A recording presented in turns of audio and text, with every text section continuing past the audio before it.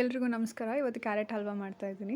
ಮೊದಲಿಗೆ ಬಾಣಲೆಗೆ ಒಂದು 2ರಿಂದ 3 ಸ್ಪೂನಷ್ಟು ತುಪ್ಪ ತೊಗೊಂಡಿದ್ದೀನಿ. ತುಪ್ಪದಲ್ಲಿ ಸ್ವಲ್ಪ ಬಿಸಿ ಆದಂಗೆ ಗೋಡಂಬಿ ಮತ್ತು ಬಾದಾಮಿನ ಫ್ರೈ ಮಾಡಿಕೊಂಡೆ ಗೋಲ್ಡನ್ ಬ್ರೌನ್ ಬರೋ ತನಕ.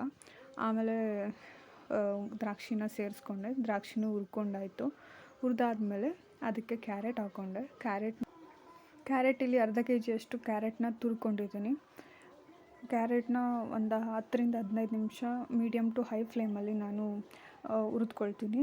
ಫ್ರೈ ಮಾಡಾದಮೇಲೆ ಅದರದ್ದು ಕಲರ್ ಚೇಂಜ್ ಆಗುತ್ತೆ ಮತ್ತು ಅಲ್ಲಿರೋ ಸ್ವಲ್ಪ ಮಾಯ್ಶ್ಚರ್ ಕಂಟೆಂಟ್ ಎಲ್ಲ ಕಡಿಮೆ ಆಗುತ್ತೆ.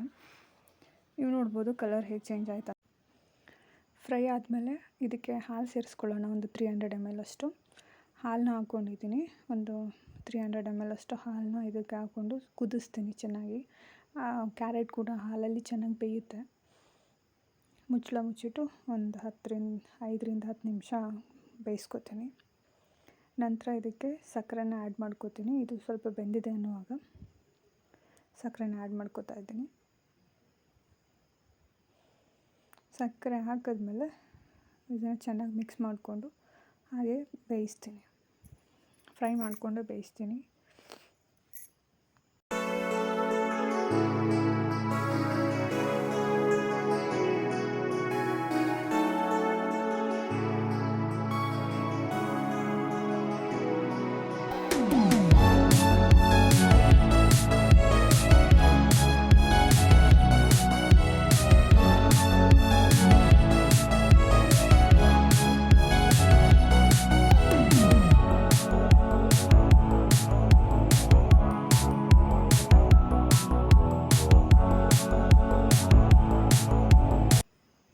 ಈಗ ಇದಕ್ಕೆ ಏಲಕ್ಕಿ ಪುಡಿನ ಸೇರಿಸ್ಕೊತಾ ಇದ್ದೀನಿ.